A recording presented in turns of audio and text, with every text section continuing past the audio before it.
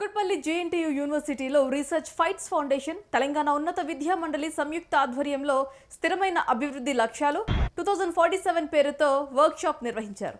ఈ కార్యక్రమానికి ముఖ్య అతిథిగా తెలంగాణ ఉన్నత విద్యా మండలి chairman Balakrishna Reddy, research heights foundation founder, director doctor Nagendra హాజరై వర్క్షాప్ను ప్రారంభించారు. ఈ సందర్భంగా వారు మాట్లాడారు.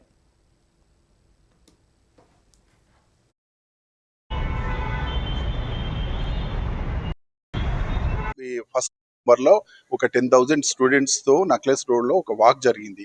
ఆ యొక్క వాక్ ను సక్సెస్ వాక్ చేసి ఈ రోజు దాని మీద రివ్యూ చేయడం కొరకు ఎవరైతే పార్టిసిపేట్ చేసిండ్రో వాళ్ళకు కొంత మళ్ళీ ముందుకు ఎలా పోవాలనేటువంటి ఉద్దేశంతో ఈ రోజు ఈ మీటింగ్ చేయడం జరిగింది.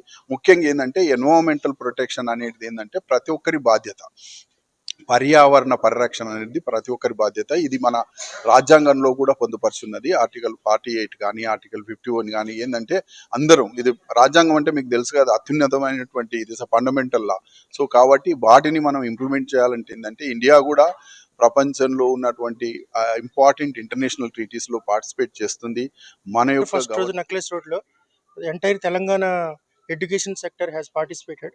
సో దీంట్లో 10,000 మంది స్టూడెంట్స్, 2,000 మంది IT employees, complete sustainable development goals eco system participate చేశారు. సో దాంతో మేము తెలంగాణలో అవేర్నెస్ని తీసుకొని వచ్చాము.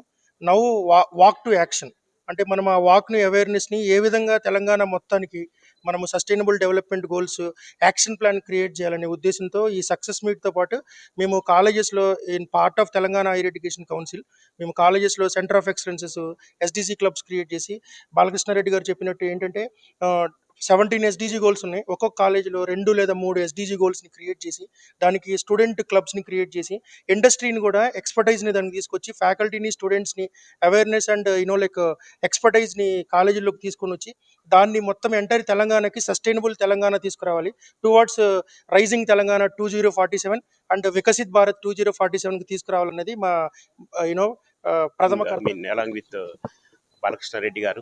ముఖ్యమైన విషయం ఏంటంటే ఇప్పుడు రాబోయే రోజుల్లో పర్యావరణం కానీ సస్టైనబుల్ డెవలప్మెంట్స్ అనేది ఒక ఛాలెంజ్గా తయారయ్యాయి. నేను యునైటెడ్ నేషన్ పర్మనెంట్ రిప్రజెంటేటివ్గా ఉన్న ఎకనామిక్ సోషల్ కౌన్సిల్లో న్యూయార్క్ నుంచి.